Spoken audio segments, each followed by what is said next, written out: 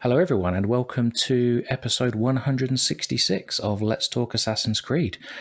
We are back. We've had a little bit of a longer break than we thought, just because of we were planning some episodes, and those plans, they've been delayed, but we're back. And we are very much looking forward to Mirage. So first of all, welcome back, new co-host Chris. We're not going to call you new co-host after today, okay? This is the last time. Welcome back, mate. Oh, I like my new title. Anyway, good to see everyone again, and thanks for having me back. It's good to see you too, mate. Welcome back. And we are joined today by two special guests for this episode. First of all, returning guest. He's been back many times. He's like a boomerang. You know, he just keeps coming back. Arshak, welcome back, mate. Oh, thank you. You guys are awesome to talk to, dude, and you guys are my friends on the other side of the world. So, it's always a pleasure to come here and talk Mirage. For those that are listening that don't know you, Arshak, just tell us a little bit about yourself. Yeah, so I'm Arshak. I'm the founder of AC Landmarks, where I give you digestible historical facts about Assassin's Creed, and yeah, we've been doing some bits for the community with Path to Mirage and AC Community Relief, and so many things. Just come and check us out on Twitter and Instagram and TikTok. So many social medias. Awesome. Thanks, mate. And we are welcoming a new guest to the show. So Shady, welcome to Let's Talk Assassin's Creed. Thanks for joining the show for the first time. Tell us a bit about yourself. Where in the world are you, and what's your connection to this franchise? Hello guys, how are you? Very, very honored and my pleasure to be with you today. First time for me to be a guest with you, so my delight and honor. So thank you for having me. I'm Shady, Shady Nas, who doesn't know me or don't know me. Founder and creator of Assassin's Creed Egypt community back in 2016. Our aim and goal as a first Egyptian community and Arabian communities to like a kind of gathering all the local fans and communities around Assassin's Creed. Yeah. Okay, so we can get in touch and have some sort of a gathering and get along.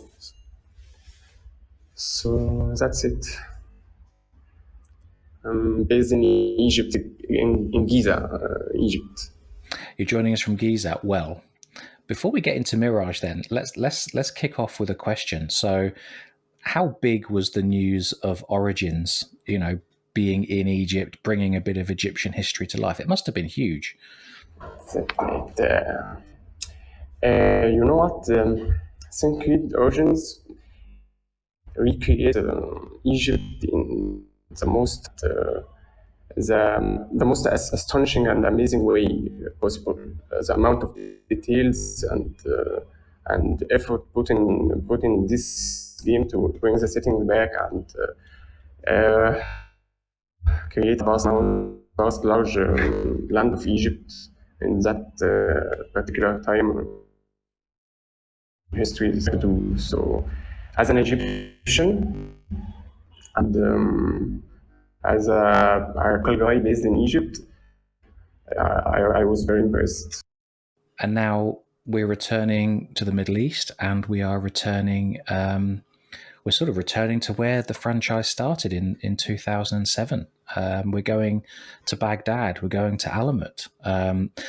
So what I'm really interested to hear from both of you, maybe Arshak, you get us started. So what does this game mean? What does it mean to see this game bring the Islamic Golden Age, bring the city of Baghdad to life? One thing I was really took my attention was it was one of the dev interviews a few weeks ago. I think it was Jean-Luc Salah. And he made a point. He said a lot of people in the West, they know Baghdad for two reasons. Unfortunately, it's war and it's FPS shooters. And we're going to see a very different Baghdad in this game. And why don't you get us started, Arshak? What does it mean to see this city brought to life? So following from Jean-Luc Salah's quote over there, Baghdad has been known as like the city of war, basically. And when you were saying that, I was actually getting goosebumps because it's so personal in video games. But when Jean-Luc said this, I'm like, finally, a game that respects the culture where I come from. I think like past games have included Baghdad as like a city, and it's cool to see Baghdad as a city and the Arabic words and stuff like that. But it's much different when you have this culture imbued over there and traditions. You get to see the Gada Arabia, which means like this. It literally translates to Arabic sitting, where people just have chai and biscuits. I don't know if they had biscuits back then, but yeah, like I mean, if you're talking tea and biscuits, this is fine. We can do that. yeah, but they would just like chill with like hookah or something or something like that. Like it's so cool to see my culture represented in there, and I hope it can be a norm for other video games to not shy away from showing Baghdad not only as like a war city, but like a city that can be changed. Like an example would be in Advanced Warfare, for example, they showed a futuristic Baghdad, which was a bit better, to be honest. Overwatch showed the map of Oasis, which was in Baghdad. Of course, it's a fictional city, but again, having the flag over there of Baghdad was like really cool. But Assassin's Creed, that's where you get the premium experience. So yeah, it's so awesome to have it. I can feel for Arshak as a local guy, and seeing his country or seeing his city being well represented. So you can't describe that feeling. One thing that I had, I fortunately got to play the game early to discuss my impressions of it. And I didn't say this yet on Twitter. I probably should. But I'd just like to say, Arshak, on this show, we don't encourage our guests to break their NDA. So don't say anything you shouldn't say. Oh no, I'm not breaking NDA like that. That's the last thing I would do. I wouldn't even do it. But you should definitely break your NDA and tell us everything. Tell us everything. All right. So let's go. So you know where Bassett was gonna. Okay. So no. So when I was playing the game, I was just casually strolling by, and an NPC character was commenting on Bassem's parkour skills and stuff like that, and they said, "When did Baghdad become so dangerous?" And I was like, "Darling, you don't know." But yeah, that hit me personally. But it's also good to recognize that this city was peaceful, but now it's a dangerous city. Hopefully it can become peaceful again, so I can visit it. Indeed. I mean, you said it, James, that the only time you really see it in gaming is with first-person shooters, which tend to be war games.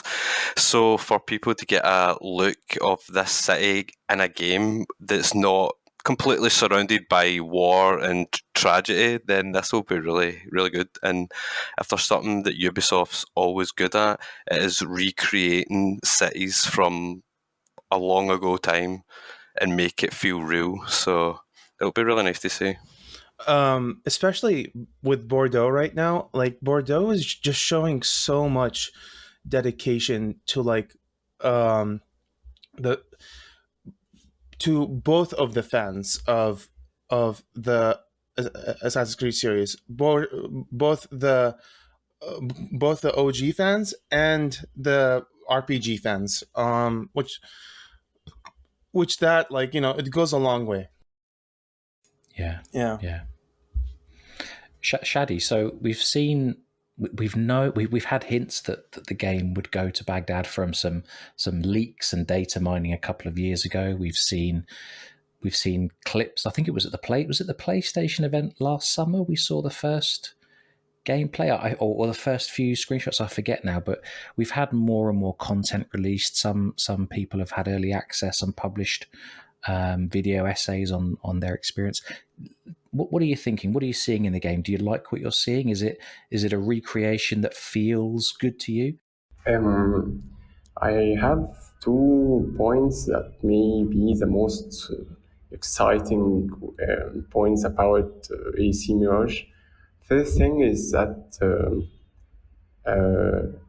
the amount of details and appreciation they shows or keep showing, and dedication to represent as an Arabian city with Arabian culture faithfully, and like the way they were truly are, the way they were truly were. So the first thing, they put much efforts to create that immersive experience of Baghdad. By the way, we say it in Arabic, Baghdad, not Baghdad. Yes. Yes. That over there is pretty nice. There's not really an equivalent sound in English. It's quite hard for us to do, but we can practice. Yes. We can practice. And You should live in Baghdad. Yeah. We can say, we can say it in Egypt. It's the golden city. We still say it up to till today.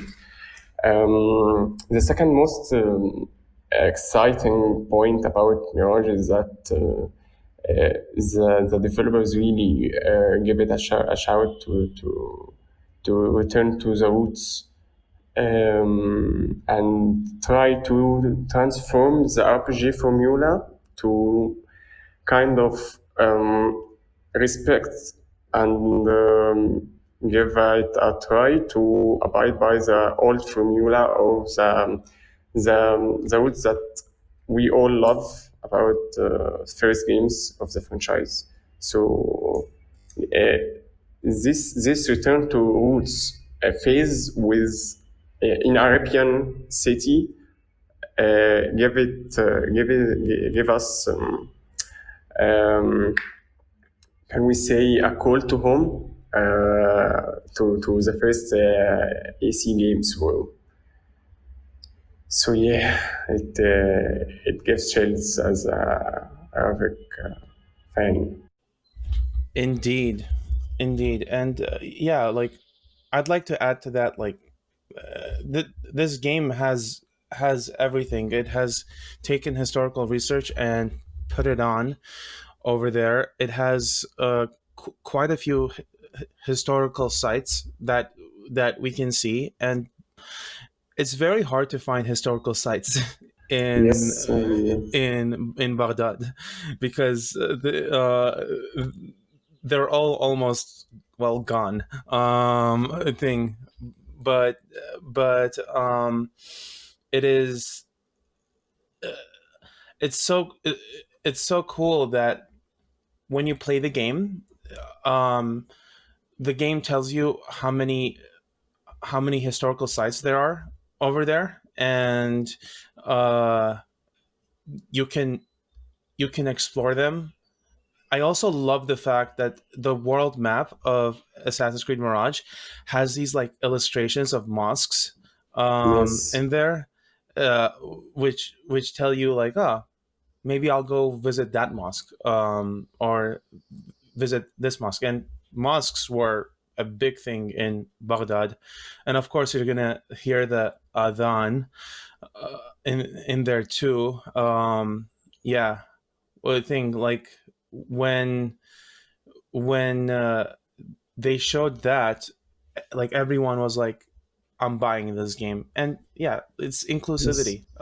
It's inclusivity, and it's respect to the culture that this game this game is going to be, hopefully, one of one of the most profitable uh for Ubisoft. And they'll see that short linear games are like, good to fund their efforts into, you I know. can add that the amount of positive feedback that our community or local community in Egypt or even the Middle East shows about this game, especially after featuring the adhan, the Muslim call to prayer, is astonishing. There is no other a game studio or video game company does this particular things to to Arabian community or any other thing like it in a game. So yeah, it gives people the amount of energy and hype to buy the game immediately. So yeah. That's fascinating. So you're saying this is the first game you think to feature the call to prayer as a sort of a. Yes. This might be a question for you, Arshak, because you've had some time with the game. When we hear the call to prayer, what's the word that you use for it? Adhan. Adhan. It's basically ATHAN. Okay, Adhan. Yeah. When you hear that in the game, do the NPCs react? Is there like a procedure that runs and the NPCs all head towards the mosques at certain times of day? Or is it just a bit of background flavor, should we say? I'm going to be super honest with you. Yes. I was way too busy getting content for the game. Fair enough. Oh, shame. Because that's one of those little things. I suppose it doesn't matter, but it'd be interesting if the world reacts. Yeah, to those. Like, is there a day? There's a day-night cycle we know. I would assume the NPCs are on day-night routines. So would they also be on a routine that responds to the call to prayer? You know. I would suppose so. But yeah, I was just like so caught up in like parkouring and oh, shame on you, using using the stealth elements that like I had like 2 hours with the game. So I think fair enough. 1 hour was for the mission that they had us on, and 1 hour was like, feel free to explore Baghdad, but don't go past this point. And I'm like, okay. I'm like, but I want to go there. They're like, well, you can't. I'm like, well, in 1 month I can. It's not long now. So, I mean, we're recording this on the 16th of September. This episode will go out in about a week. So we've got 2 weeks. Well, in 2 weeks I can. Weeks. If you're listening to this in 2 weeks. Yeah, I can't wait to play it. I am looking forward to it. It's it looks great. The city looks absolutely beautiful. It looks packed with things to explore. What you said earlier, Arshak, was something I wanted to discuss today. So there won't be, as far as we know, a separate discovery tour mode, but Basim himself will be visiting historical sites and unlocking historical knowledge of the city. Is that right? As part of the actual main game? Yeah, so like the historical sites are different from like the database that you can get.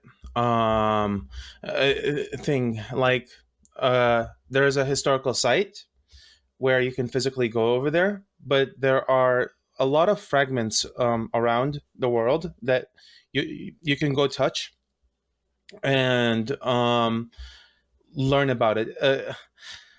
I would say it acts almost like it acts exactly like in like Assassin's Creed 2 Yes. when you would go to uh, for example, Santa Maria del Fiore, right? And then a prompt will pop as like in the database. So it acts like that. And I thought that's cool. But yeah, I would have loved a full-fledged discovery tour, but um we get what we get. At least we're gonna see some history. Maybe it will be up to me to give you guys that discovery tour. Well, indeed, we look forward to that. I got a question for all three of you, and I'm going to ask Chris first. So, we don't yet know exactly how the game will be structured in terms of how it will be introduced. Will it be sort of linear quests or memories early, and then will it open up? But my question to all three of you, Chris, let's hear from you first. Once the game opens up, what are you interested in doing first? Where are you going to go? What are you looking for? Whether it's just visuals or gameplay, let's hear from all three of you. And what's your first goal? Well, depending on where it is, really, if you're out in the middle of nowhere or if you're in the city already or whatever, I'd probably do what I'd normally do and find the nearest viewpoint that needs done, and then see what that pops up on the map, and then have a look and just explore the streets basically, and collect a few things, and then do a mission here and there, and then collect a few more things. Do you know what I mean? I like just spreading it all out and just soaking it in. That's what I'm doing. I wanted to add one thing to that. When Chris said, like, find a viewpoint and stuff, I was playing Assassin's Creed Unity yesterday, and one of Assassin's Creed Unity's like first missions is, of course, to find a viewpoint. And for Arno to get from one point to another, it was basically like a parkourable skill of like climbing the building and then going over the trees and then going over Notre Dame, and voila, you can have like the viewpoint. And I found that like the parkour was so smooth in like Assassin's Creed Unity, but in Assassin's Creed Mirage, you're gonna have like that same experience of like reaching the viewpoints just by a parkourable pathway, which is awesome. Yeah, sounds good. Yeah. Anyway, Shady, go ahead. Okay. My first thing to do would be probably just chilling around, walking in the streets of Baghdad to see how to firstly listen to some Arabic dialogues and hear the way they talks and captures the culture, captures the moments and vibes of the public. Then I would probably go to a viewpoint and then make sure that the Azan happens 5 days at the day, so 5 different times a day.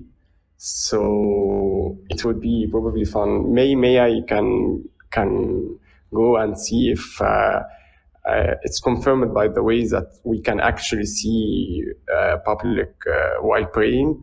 So yeah, it would be a wow for me, and then we can proceed with the game. Understood. What's the we've had quite a lot of different developer diaries and videos and so on. One of the things that I knew nothing about until we had some of that content from Ubisoft is Arabic calligraphy. When we first saw the Mirage logo, I thought, that's a nice logo, but I didn't realize there are words hidden in that logo. Tell us a bit about this what's the right word, this history and this tradition of calligraphy, because it was entirely new knowledge for me. the calligraphy had a very large history in the Middle East. It began with a very ancient times of even before the Abbasid Caliphate. It had different shapes and different styles. Each empire or each caliphate probably was seeking to add to this kind of art, and it was like a define it defines a touch of this particular historical period to the fonts. When I see the calligraphy of Mirage, if you're an Arabic, you will realize that it's an Arabic word, but it would be a very hard to understand at the first time you saw it. But you will try to figure it out, and yeah, you will finally get it. It's hidden one in Arabic, al-makhfi, and also the calligraphy of the Basim skull tree, the three pillars of skull tree. It contains yes. a calligraphy. Back, you remember Arshak? We tried to figure it out. We deciphered it, yeah, with Mo, Assassin with M. Assassin M and Irino. We stayed up all night trying to decipher it. So, and we're devoted fans. See, that's a proper. See, that's video games, right? That's the power of video games. It's not about running around stabbing bad guys. It's about staying up at night, studying calligraphy, and trying to decipher calligraphy. Even narrative director Sarah was can't believe it. We did it. We did it before they even announced. Oh wow! Yeah, we back then we managed to decipher it, so everyone knew about it. Nowadays they posting it on Assassin's Creed social media, so it's months ahead. So it feeds. The calligraphy is very powerful and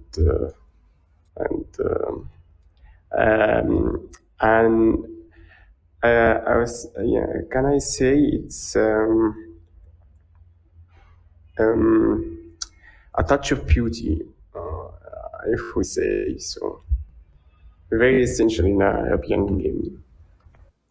Yeah, I mean, the what do you call it? The calligraphy in there that was our first taste of how culturally accurate Assassin's Creed Mirage was gonna get. Like just seeing the logo, and then for the Arabic community saying like, "Oh, dude, it's calligraphy," and it says hidden one. That was like, oh man, I think it took us like 1 hour to like figure that out probably, but yeah, what a way to start, you know? Yes, it very goes back the fans. I remember AC. The first AC game featured a similar thing to its logo. It was written inside the Assassin's Creed insignia. There was a small word written inside it, Aden, which is Eden, as which refer back to the Apple of Eden. So it thought I will. Yeah, you probably will check it out after seeing it. So it was amazing. That's cool. Yeah. So yeah. What else can we talk with this beautiful game? I've got another question. This is probably for you, Arshak, and for Shady. Tell us about jinns. Tell us about jinns. What are your speculations about the jinn? What does it represent? Okay, who would start? Arshak or me?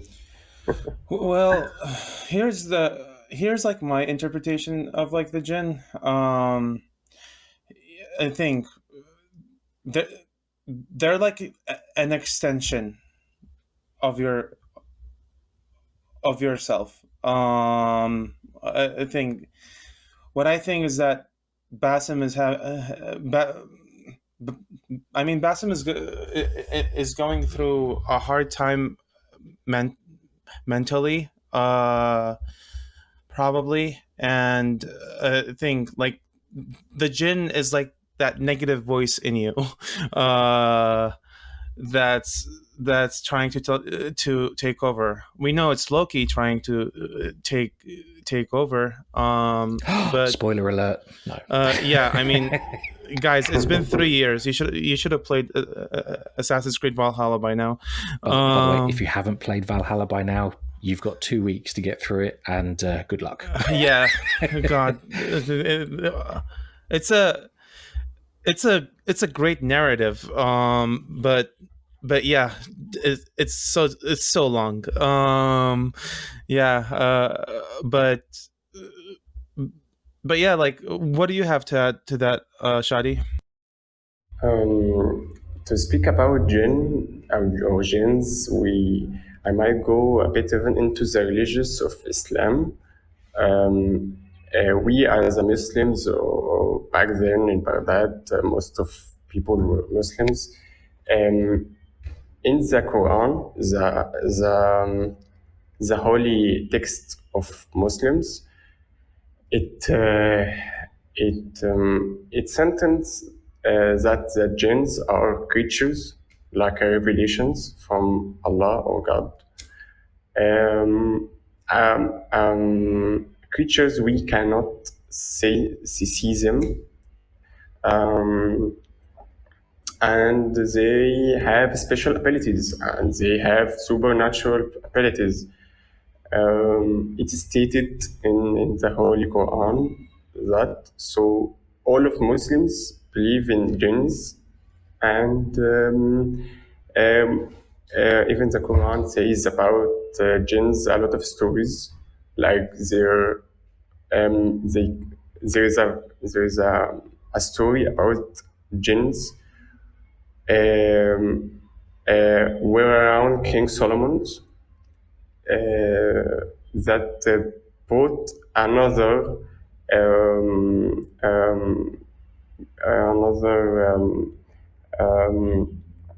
a seat of power of a different kingdom to Solomon's in a blink of eye.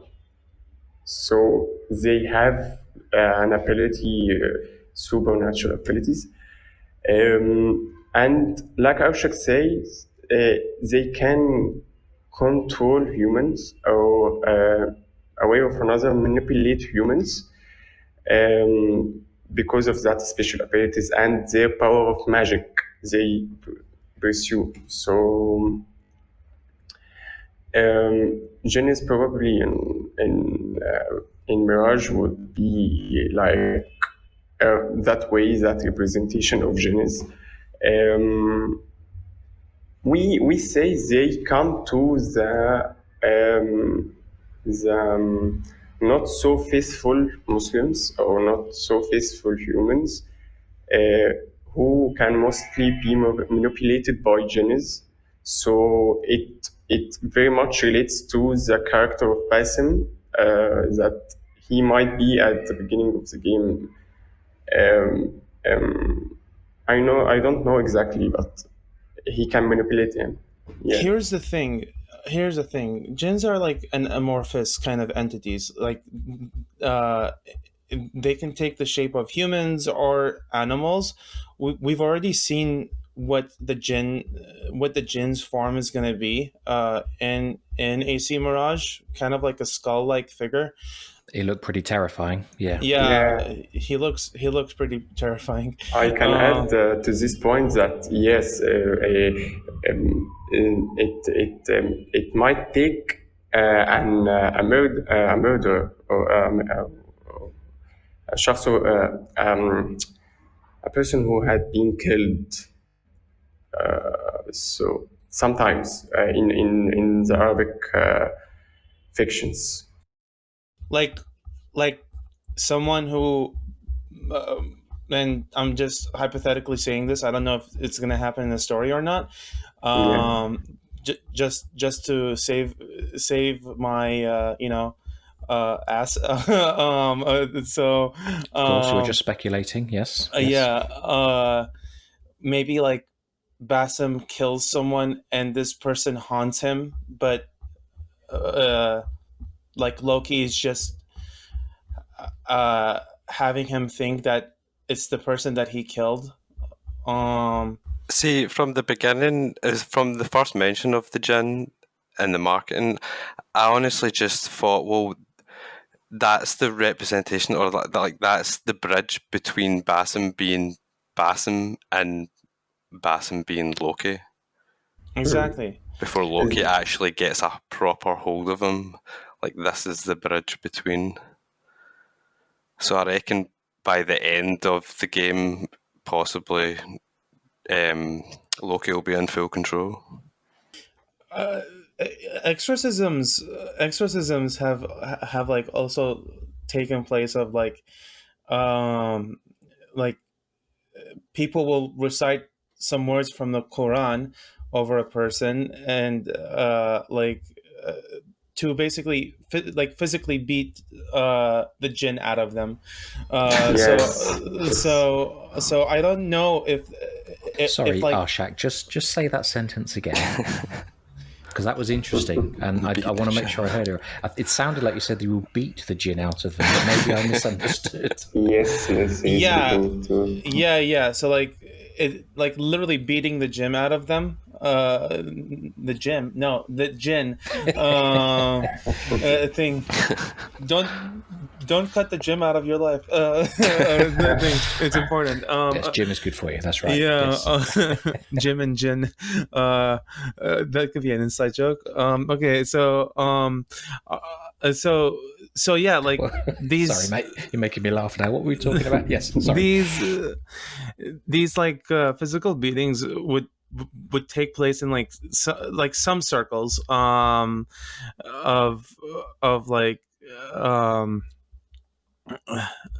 yeah, it would take place in like some circles if they thought the person is like possessed by the jinn. Now Roshan knows that this guy Bassem that she's teaching is possessed by a jinn, probably. So Yeah. will that lead Well, to her beating the jinn out of Bassem? Have any of you read, because it's available in early access, have any of you read Daughter of No One?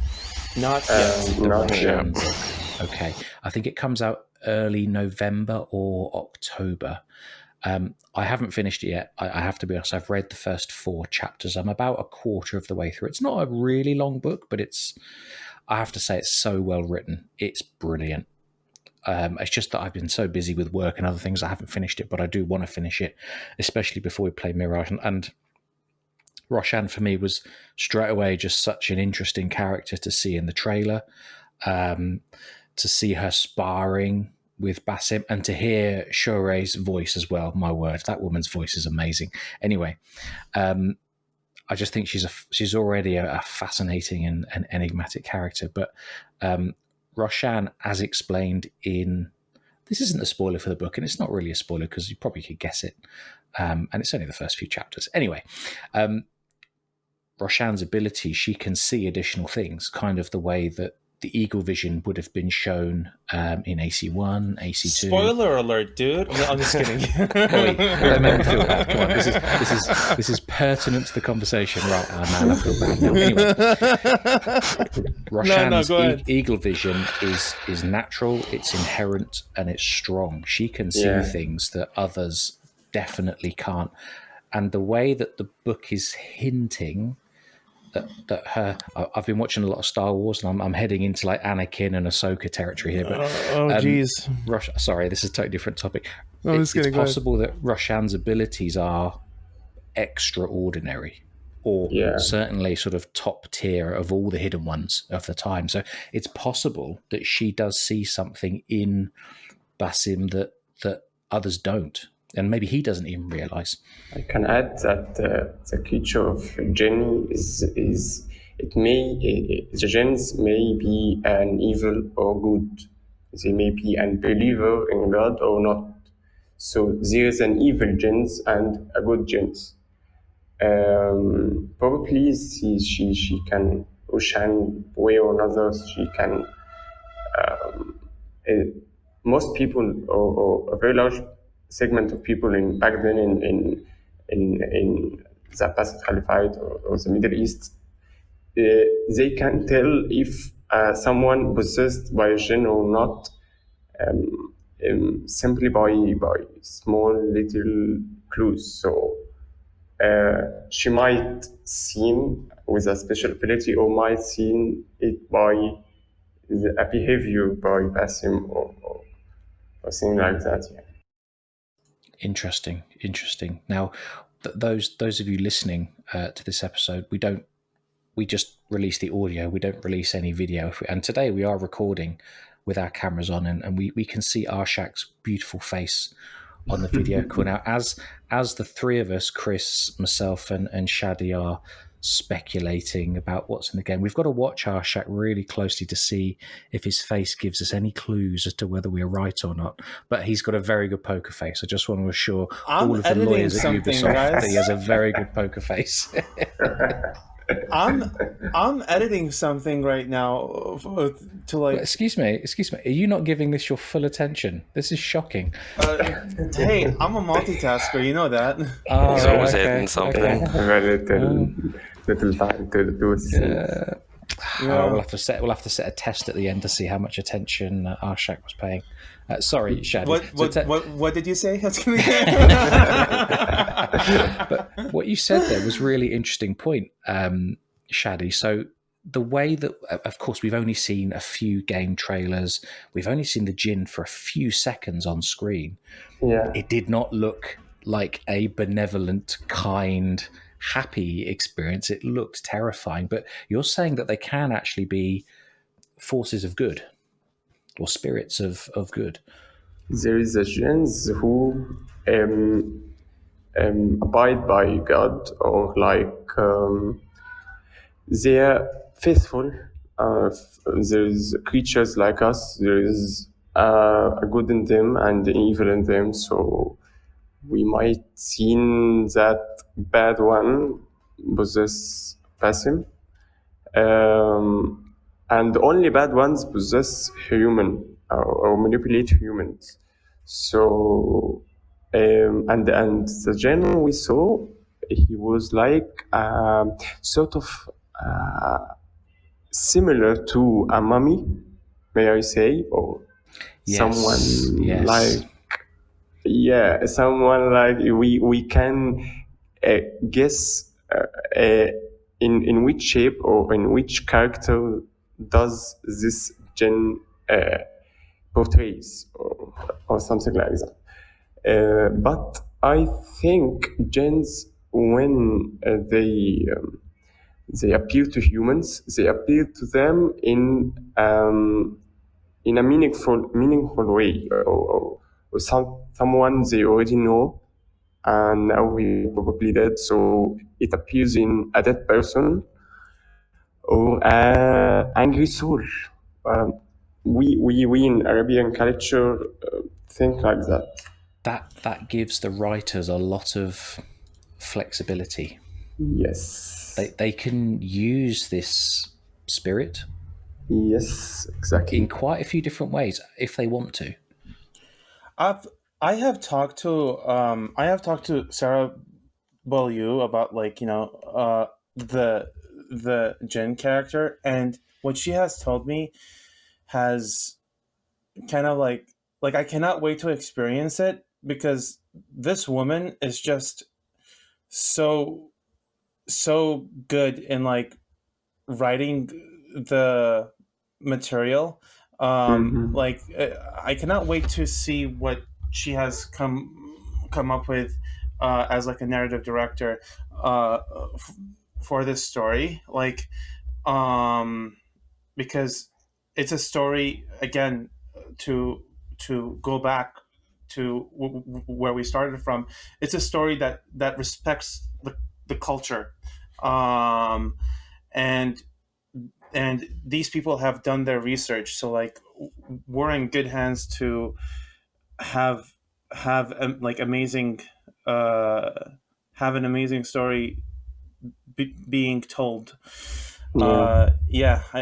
Man, I I just can't wait for this remember game. this line from Basim in the last chapter. Spoilers of who didn't see or play the last chapter DLC.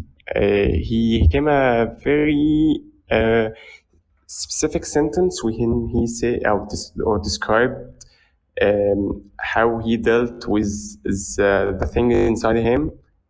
He said that it was a little bit intense at the first, but it came to a mutual understanding between them to pass him and the thing inside it. So it gives a more and a little confusion about if that the gen is the same thing we've seen in Loki or it's a different thing. I don't know. Yeah, that phrase that he said was so interesting, wasn't it? And of course, Darby's a smart guy. He probably wrote it knowing that you could interpret it however you want as the player. But yeah, that was fascinating. Absolutely. Yeah, I can't wait to see that side of the story and how does Basim grow? Does Basim, as he develops his skill as an assassin, does that sort of increase his connection to this spirit, or is it with every assassination?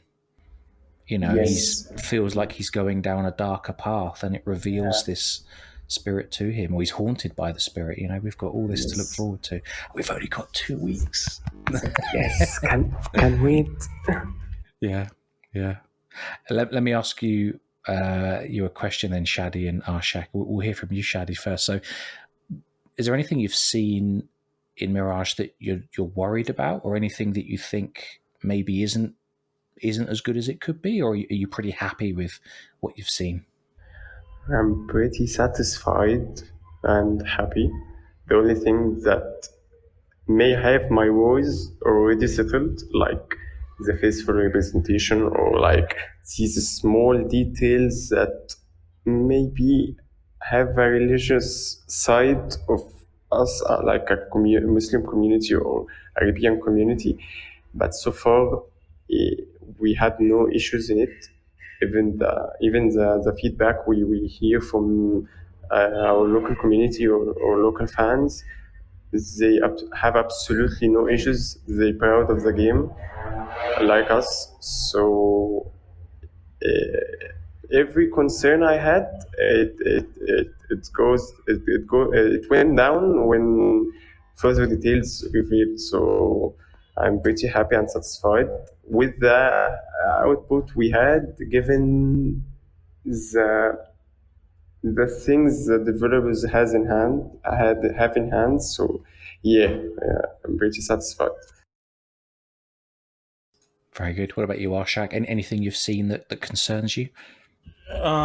So yeah, I'm really satisfied with the game. I cannot wait to have it in my hands.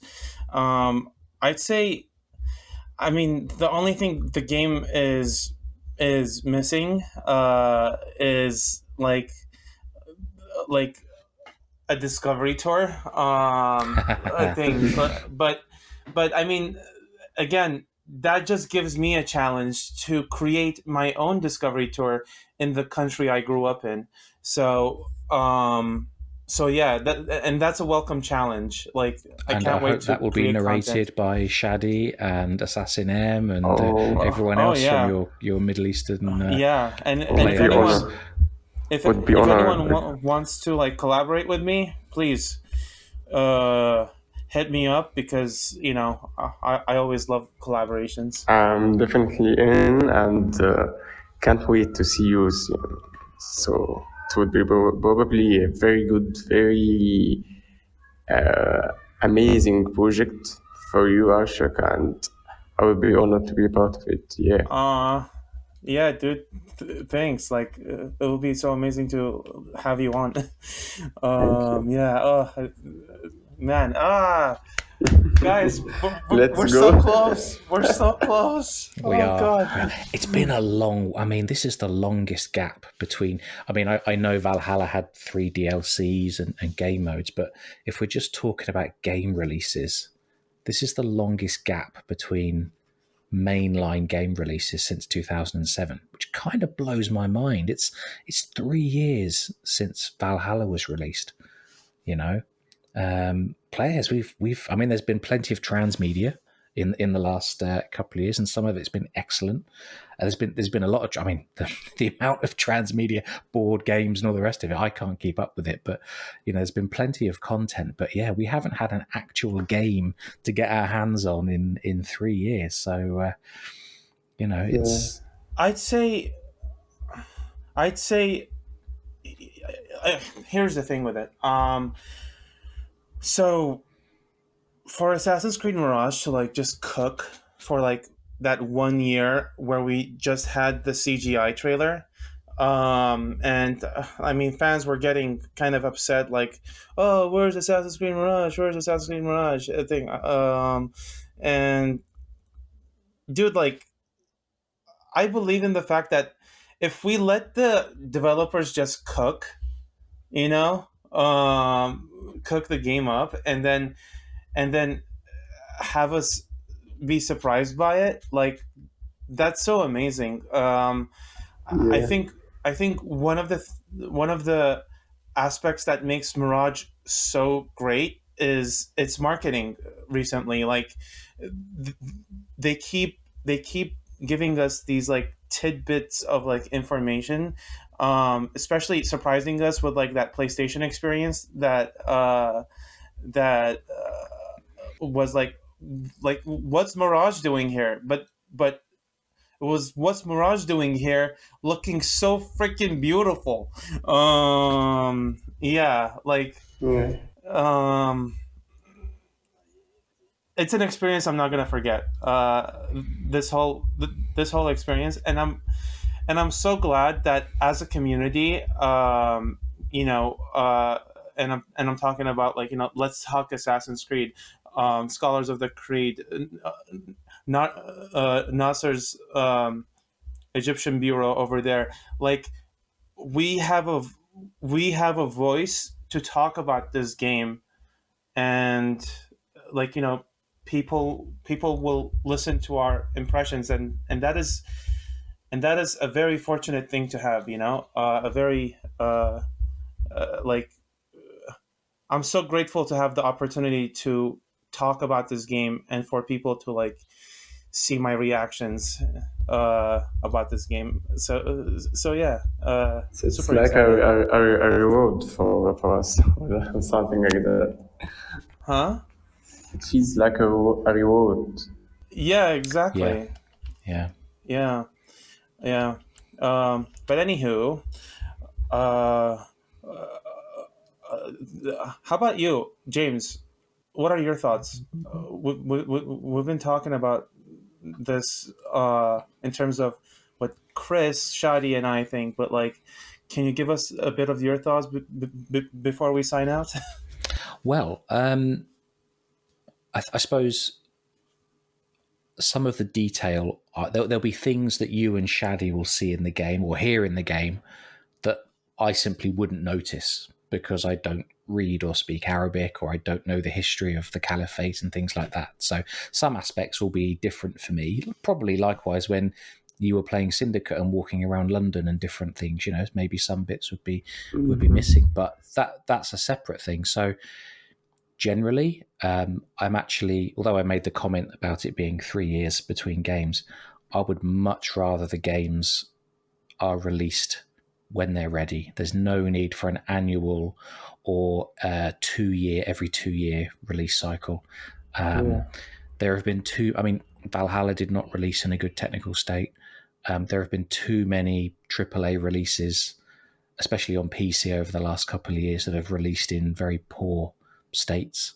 So I would much rather dev teams are given the time by their directors and their executives to get the game to a good standard, get it, reliable, make sure everything works well. Everything we've seen from the dev diaries, detection appears to be working, which is nice. We're going to be able to really work the crowds and work the guards, and it's like a proper sandbox where you can play in and you can use these stealth tools. We haven't had proper stealth tools since, I suppose, Syndicate. I mean, Origins, you had sleep darts and smoke bombs, but this is going to be like you said, Shady, a while ago. Return to the roots. We've got a range of tools. We've got some targets in fantastic kind of set pieces. I can't wait to experience that mixture of new but also old style Assassin's Creed. I can't wait I think we said this when I was chatting with Chris in the last episode. I can't wait just to turn the HUD off and walk through the city, and just feel the atmosphere. And the city of Baghdad, exactly, it's a perfect city to implement these strategy or these ideas, and given the stealth techniques and the gameplay we have, it's a perfect match. Yeah, indeed. So I'm looking forward to it. It's strange because I haven't actually played an Assassin's Creed game in a long time. We're going to play Unity a bit later tonight, do a bit of co-op, but yeah, so this will be, I've been playing so many other games. This will be going back to Assassin's Creed for me for the first time in, I can't even remember how long, 9 months or something. So yeah. It's interesting. You have an Assassin's Creed account, and yet you don't play it. But here's the thing, right? Other video games do exist. Exactly, It's sometimes good to stretch your gaming muscles, Anyway, I see your critical look, mate. I see it. Don't worry. Man, I can't believe I'm getting dumped on here. Unbelievable. No. I'm playing Fortnite a lot nowadays, just to de-stress. But Assassin's Creed is also there. My sister was playing Hogwarts Legacy the other day, and somehow she managed to delete all the Assassin's Creed games. No. Yeah, and I'm like, sis, WTF? But luckily, the save points didn't. Ooh. We're not screwed. So I don't start from zero. Good. Yeah. Anywho, I think this would be a good point to sign out, right? I think so. Chris, you wanted to make a final comment? No, that's all good. It's nice to hear the opinions of people from that part of the world, because beforehand I've done a little bit of research into some of the stuff in Baghdad, and I mean, it's confusing to say the least. So I can't wait to actually see what Ubisoft have done with it, and yeah, it'll be good. Can't wait. Yeah, let's hear some closing thoughts from you, Shady. What do you want to leave? What thoughts do you want to leave us with? I want to deliver a message to the people who will try Mirage on October the 5th. You will have this amazing city with amazing and very very lively city. It's very controversial city in terms of political and religious and cultural, rich city with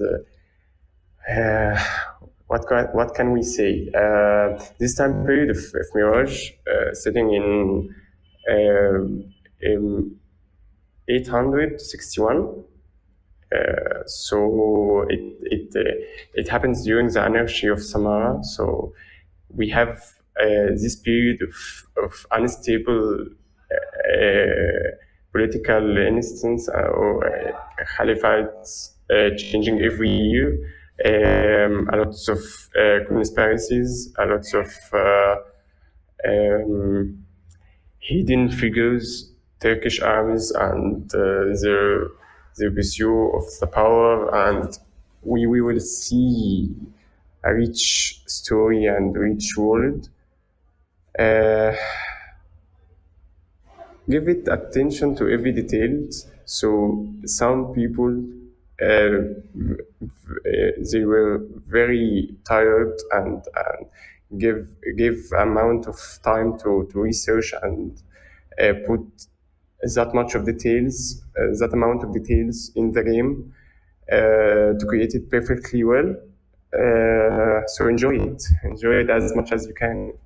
It would be unforgettable story. So yeah, that's it. Enjoy it. And I think that is a very nice way to end the show. So, gentlemen, thank you very much for joining us and giving us your opinions and your thoughts on what you've seen so far. And yeah, like Shady said, I can't wait to play it, and I'm looking forward to enjoying it. So thank you all for listening, and we'll see you soon.